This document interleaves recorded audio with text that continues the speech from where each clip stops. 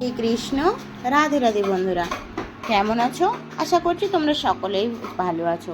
বন্ধুরা, মোহিনী একাদশী ব্রত পালন করতে হবে 8ই মে 2025। বৈশাখ মাসের শুক্লপক্ষের একাদশী ব্রত হলো মোহিনী একাদশী ব্রত, যা 8ই মে বৃহস্পতিবার পালন করতে হবে। তবে আজকে আমরা মোহিনী একাদশীর ব্রত মাহাত্ম্য কথা এবং সারা বিশ্বের পালনের সময়সূচি আলোচনা করব। তো অবশ্যই সকলে এই মোহিনী একাদশী ব্রত সঠিকভাবে পালন করবেন। যারা আমেরিকা কানাডায় রয়েছেন, আমেরিকা, কানাডা, মেক্সিকো সহ উত্তর আমেরিকা মহাদেশের সকল দেশে 7ই মে ব্রত পালন করতে হবে। দক্ষিণ আমেরিকার ক্ষেত্রে আর্জেন্টিনা, চিলি, পেরু, কলম্বিয়ায় ব্রত পালন করতে হবে 7ই মে। এছাড়া সারা বিশ্বের বাদবাকি সকল স্থানেই ব্রত পালন করতে হবে 8ই মে বৃহস্পতিবার। অবশ্যই আপনারা সঠিকভাবে এই ব্রত পালন করবেন। এবং এই ব্রতর পরে রয়েছে নরসিংহ চতুর্দশী, অবশ্যই আপনারা পালন করবেন। 11ই মে নরসিংহ চতুর্দশী ব্রত। এই ব্রত কিভাবে পালন করবেন সেই বিষয়ে অতি শীঘ্রই আমাদের চ্যানেলে ভিডিও আসতে চলেছে। তো এই মোহিনী একাদশী ব্রত অবশ্যই পালন করবেন এবং ব্রত মাহাত্ম্য কথা পাঠ বা শ্রবণ করবেন। এই ব্রত মাহাত্ম্য কথা পাঠ করলে সহস্র গাভীদানের ফল লাভ হয়। তো একাদশী কিভাবে করতে হয় তার সম্পর্কে ভিডিও রয়েছে আমাদের এই চ্যানেলে, আপনারা দেখে নিতে পারেন।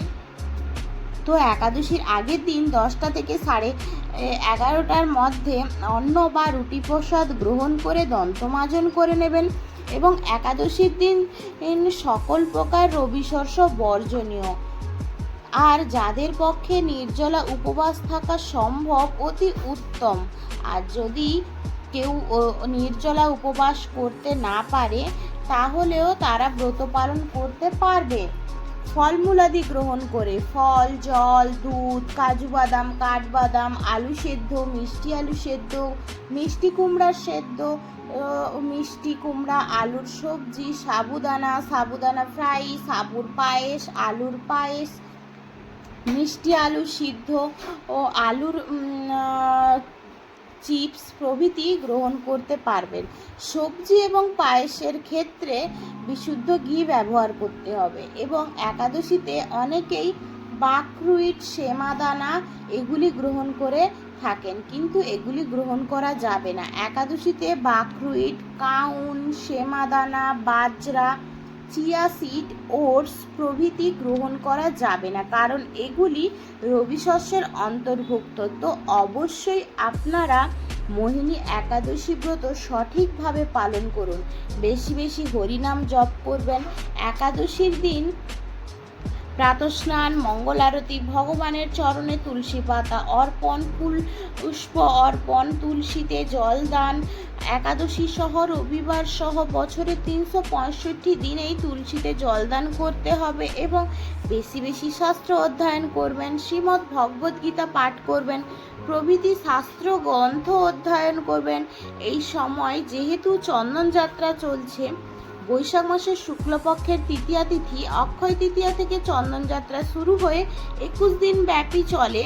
তো সকলেই ভগবানের শ্রী অঙ্গে, শ্রীচরণে চন্দন লেপন করবেন এবং তুলসী পাতা অর্পণ করবেন। নির্দিষ্ট একাদশী ব্রত মাহাত্ম্যটি পাঠ। তো আপনারা সকলেই নিষ্ঠা সহকারে মোহিনী একাদশী ব্রতটি পালন করবেন। তো এবারে আমরা মোহিনী একাদশীর মাহাত্ম্য। কুর্ম পুরাণে বৈশাখ শুক্লপক্ষের মোহিনী একাদশী ব্রত মাহাত্ম্য বর্ণনা করা হয়েছে। মহারাজ যুধিষ্ঠির বললেন, হে জনার্দন, বৈশাখ শুক্লপক্ষিয়া একাদশী কি নাম, কি ফল, কি বিধি, এইসব কথা আমার নিকটে বর্ণনা করুন। উত্তরে ভগবান শ্রীকৃষ্ণ বললেন, হে ধর্মপুত্র, আপনি আমাকে যে প্রশ্ন করেছেন, পূর্বে শ্রী রামচন্দ্র বশিষ্ঠের কাছে এই একই প্রশ্ন করেছিলেন। তিনি জিজ্ঞাসা করেছিলেন, হে মুনিবর, আমি জনক নন্দিনী সীতার বিরহজনিত কারণে বহু দুঃখ পাচ্ছি, তাই একটি উত্তম ব্রতের কথা আমাকে বলুন, যার দ্বারা আমি সর্ব পাপ ক্ষয় হয় ও সর্ব দুঃখ বিনষ্ট হয়। এই কথা শুনে বশিষ্ঠদেব বললেন, হে রামচন্দ্র, তুমি উত্তম প্রশ্ন করেছ। যদি তোমার নাম গ্রহণের মানুষ পবিত্র হয়ে থাকে, তবুও লোকের মঙ্গলের জন্য তোমার কাছে সর্বশ্রেষ্ঠ ও পরম পবিত্র এই ব্রতের কথা বলছি। বৈশাখ মাসের শুক্লপক্ষিয়া একাদশী মোহিনী নামে প্রসিদ্ধা। এই ব্রত প্রভাবে মানুষের সকল পাপ, দুঃখ, মোহজাল অবিচারে বিনষ্ট হয়। তাই মানুষের উচিত সকল পাপক্ষয়কারী ও সর্ব দুঃখ বিনাশিনী এই একাদশী ব্রত পালন করা। একাগ্র চিত্তে তার মহিমা তুমি শ্রবণ করো। এই কথা শ্রবণ মাত্রই সর্ব পাপ বিনষ্ট হয়। পবিত্র সরস্বতী নদীর তীরে ভদ্রাবতী নামে এক সুরভানা নগরী ছিল। চন্দ্রবংশজাত ধৃতমান নামে এক রাজা সেখানে রাজত্ব করতেন।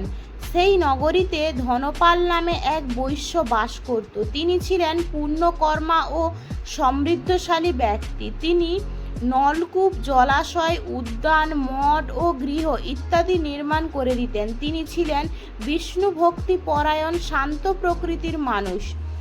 সুমনা, দ্রুতিমান, মেধাবী, সুকৃতি ও ধৃতবুদ্ধি নামে তার 5 জন পুত্র ছিল। পঞ্চম পুত্র ধৃষ্টবুদ্ধি ছিল অতি দুরাচারী, যে সর্বদা পাপক্ষয়ে লিপ্ত থাকত। পরস্ত্রী, সঙ্গী, বেশ্যাদত্ত, লপট্য ও দ্রুতক্রিয়া প্রভৃতি পাপে সে অত্যন্ত আসক্ত ছিল। দেবতা, ব্রাহ্মণ, পিতামাতার সেবার তার একেবারেই মতি ছিল না। সে অন্যায় কর্মে রত, দুষ্টভাবে পিতৃধন ক্ষয়কারক ছিল। সবসময় সে অভুক্ত ভক্ষণ ও সুরাপানে মত্ত থাকত। পিতা ধনপাল একদিন পথ চলছিলেন। হঠাৎ তিনি দেখতে পেলেন ধৃতবুদ্ধি এক বেশ্যা গালায় হাত রেখে নিঃসংকোচে ঘুরে বেড়াচ্ছে। তিনি নির্লজ্জিত পুত্রকে এইভাবে চৌরাস্তায় ভ্রমণ করতে দেখে তিনি অত্যন্ত মর্মাহত হলেন। এই কুম্ভতার দর্শনে ক্রোধ হয়ে তিনি তাকে গৃহ থেকে বার করে দিলেন এবং তার আত্মীয় স্বজন তাকে পরিত্যাগ করল। সে তখন নিজেকে অলঙ্কারিদি বিক্রি করে জীবন অতিবাহিত করত। কিছুদিন এইভাবে চলার পর অর্থাভাব দেখা দিল। ধনহীন দেখে বেশ্যাগণ তাকেও পরিত্যাগ করল। অন্ন বস্ত্রহীন ধৃতবুদ্ধি ক্ষুধায় তৃষ্ণায় অত্যন্ত কাতর হয়ে পড়ল।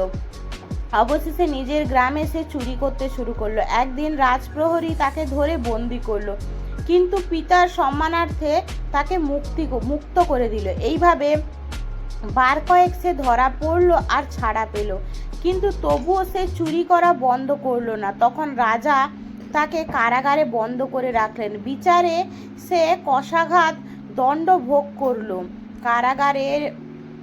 কারাভোগের পর অন্যান্য উপায় ধৃতবুদ্ধি বনে প্রবেশ করল।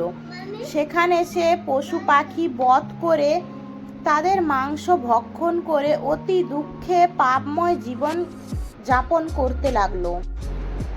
দুষ্ট কর্মে কেউ কখনো সুখী হতে পারে না, তাই সে ধৃতবুদ্ধির দিবারাত্রি দুঃখ শোকে জর্জিত হলো। এইভাবে অনেক দিন অতিবাহিত হলো। কোনো পুণ্য ফলে সহসা একদিন সে কৌণ্ডল্য ঋষির আশ্রমে উপস্থিত হলো। বৈশাখ মাসে ঋষিবর গঙ্গা স্নান করে আশ্রমের দিকে প্রত্যাবর্তন করেছিলেন। শোককুল ধৃতবুদ্ধি তার সামনে উপস্থিত হলো ঘটনাচক্রে। ঋষির বস্ত্র হাতে এক বিন্দু জল তার গায়ে পড়ল। সেই জলস্পর্শ তার সমস্ত পাপ দূর হলো। হঠাৎ তার শুভ বুদ্ধি উদয় হলো। ঋষির সামনে সে কৃতাঞ্জলি পুটে প্রার্থনা করতে লাগলো, হে ঋষি শ্রেষ্ঠ, যে পুণ্য প্রভাবে আমি এই ভীষণ দুঃখ যন্ত্রণা থেকে মুক্তি লাভ করতে পারি তা কৃপা করে আমাকে বলুন। ঋষি বললেন, বৈশাখ মাসের শুক্লপক্ষের মোহিনী নামে যেই প্রসিদ্ধ একাদশী আছে তুমি সেই ব্রত পালন করো। এই ব্রতের ফলে মানুষের বহু জন্মার্জিত পর্বত পরিমাণের পাপরাশিও ক্ষয় হয়ে থাকে। মহামুনি বশিষ্ঠ বললেন, কৌণ্ডল্য ঋষির উপদেশ শ্রবণ করে প্রসন্ন চিত্তে ধৃষ্টবুদ্ধি সেই ব্রত পালন করল। হে মহারাজ রামচন্দ্র, এই ব্রত পালনে যে নিষ্পাপ হন দিব্য দেহ লাভ করল। অবশেষে গরুড়ের আহরণ করে সকল প্রকার উপদ্রবহীন বৈকুণ্ঠ ধাম গমন করল। হে রাজন, ত্রিলোকের মোহিনী ব্রত থেকে আর শ্রেষ্ঠ ব্রত নেই। যজ্ঞ, তীর্থস্থান, দান ইত্যাদি কোনো পুণ্যকর্মই এই ব্রতের সমান নয়। এই ব্রত কথা শ্রবণ কীর্তনে সহস্র গোদানের ফল লাভ হয়। এই ছিল বৈশাখ মাসের শুক্লপক্ষের মোহিনী একাদশীর ব্রত মাহাত্ম্য কথা, যা আমি পাঠ করলাম। তো এরপরে আমি তোমাদের সাথে শেয়ার করব সারা বিশ্বের 108টি স্থানের পারণের সময়সূচি, পরদিন সকালের পারণের সময়সূচি, স্থান এবং একাদশীর তারিখ এবং পরদিন পারণের সময়সূচি দেওয়া থাকবে।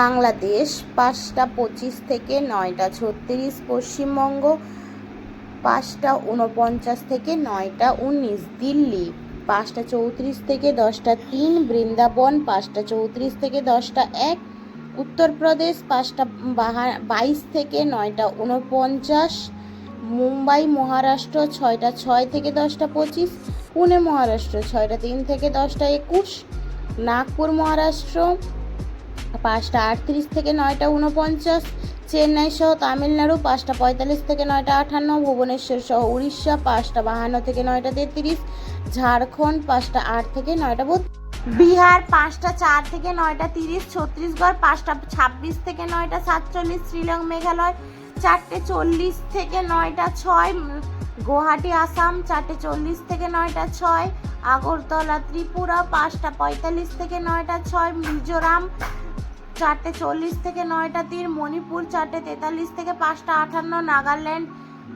4টে 29 থেকে 8টা 55, অরুণাচল প্রদেশ 4টে 32 থেকে 8টা 59, সিকিম 5টা 50 থেকে 9টা 18, বিশাখাপত্তনম অন্ধ্রপ্রদেশ 5টা 27 থেকে 9টা 44, গোয়া 6টা 6 থেকে 10টা 22, ব্যাঙ্গালোর কর্ণাটক 5টা 55 থেকে 10টা 9, কেরালা 6টা 3 থেকে 10টা 14, জম্মু কাশ্মীর 5টা 36 থেকে 10টা 6, আন্দামান নিকোবর 5টা 57 থেকে 9টা 9, নেপাল 5টা 18 থেকে 9টা 46, ভুটান 5টা 16 থেকে 9টা 44, শ্রীলঙ্কা 5টা 54 থেকে 10টা 3, মালদ্বীপ 5টা 53 থেকে 9টা 59, মায়ানমার 5টা 32 থেকে 9টা 52, অরুণাচল প্রদেশ 4টা 32 থেকে 8টা 59, সিকিম 5টা 59 থেকে 9টা 14, উত্তরাখণ্ড 5টা 23 থেকে 9টা 54, হিমাচল প্রদেশ 5টা 28 থেকে 10টা 1, পাঞ্জাব 5টা 37 থেকে 10টা 9, হরিয়ানা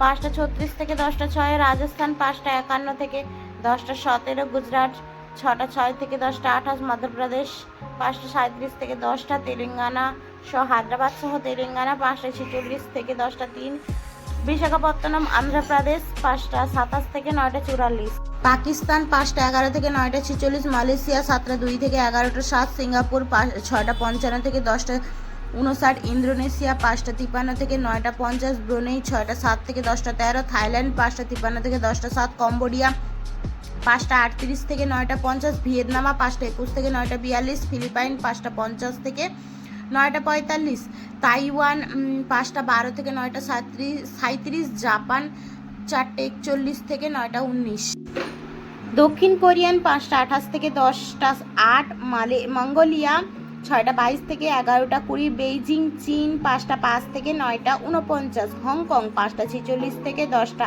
8, অস্ট্রেলিয়া 6টা 46 থেকে 10টা 15, নিউজিল্যান্ড 7টা 16 থেকে 10টা 36, দুবাই আবুধাবি 5টা 42 থেকে 10টা 2, সৌদি আরব 5টা 12 থেকে 9টা 37, বাহরাইন 5টা 54 থেকে 9টা 21, কুয়েত 4টে 59 থেকে 9টা 29, কাতার 4টে 52 থেকে 9টা 17, ওমান 5টা 27 থেকে 9টা 51, জর্ডান 5টা 43 থেকে 10টা 16, লেবানন 5টা 41 থেকে 10টা 17, সাইপ্রাস 5টা 47 থেকে 10টা 24, রাশিয়া 4টে 29 থেকে 9টা 47, ফিনল্যান্ড 4:55 থেকে 10:30, সুইডেন 4:28 থেকে 9:59, নরওয়ে 4:54 থেকে 10:27, ডেনমার্ক 5:41 থেকে 10:27, ইউক্রেন 5:19 থেকে 10:22, গ্রিক 6:20 থেকে 11:01, রোমানিয়া 5:55 থেকে 10:46, পোল্যান্ড 4:50 থেকে 9:58। যে সকল জায়গায় 7 তারিখে ব্রত: ফ্লোরিডা 7ই মে 9:38 থেকে 11:12 পালনের টাইম পরদিন সকালে, নিউ ইয়র্ক 7ই মে 8:38 থেকে 11:23, ওয়াশিংটন ডিসি 7ই মে 9:38 থেকে 10:43, জর্জিয়া যুক্তরাষ্ট্র 7ই মে 9:38 থেকে 11:13, শিকাগো যুক্তরাষ্ট্র 7ই মে 8:38 থেকে 10:24, ডালাস টেক্সাসও 7ই মে 8:38 থেকে 11:07, ক্যালিফোর্নিয়া 7ই মে 6:38 থেকে 10:35, সান ফ্রান্সিসকো 6:38 থেকে 10:46, মেক্সিকো 7ই মে 8:38 থেকে 11:23, আর্জেন্টিনা 7ই মে 10:38 থেকে 11:08, চিলি 7ই মে 9:38 থেকে 10:53, পেরু 7ই মে 8:38 থেকে 10:08, কলম্বিয়া 8:38 থেকে 9:49, গয়ানা 7ই মে 9:38 থেকে 9:45, ব্রিটিশ কলম্বিয়া কানাডা 7ই মে 6:38 থেকে 10:40। এই ছিল সারা বিশ্বের পরদিন পালনের সময়সূচি এবং 7 তারিখ কবে ব্রত পালন হবে, কোন কোন জায়গায়, এবং 8 তারিখ কোন কোন জায়গায় ব্রত পালন হবে, সম্পূর্ণটা এই ভিডিও আলোচনা করা হয়েছে। সকলেই মোহিনী একাদশী ব্রত নিষ্ঠা সহকারে পালন করো এবং সঠিক নিয়মে পালন করো। আর ভিডিওটি ভালো লাগলে অবশ্যই একটা ছোট্ট লাইক, কমেন্ট, শেয়ার করো। আর যারা আমার নতুন বন্ধু আছো চ্যানেলটা সাবস্ক্রাইব করো, যাতে আমি নতুন নতুন ভিডিও দিলে সর্বপ্রথম তোমাদের কাছে পৌঁছে যেতে পারে। হরে কৃষ্ণ।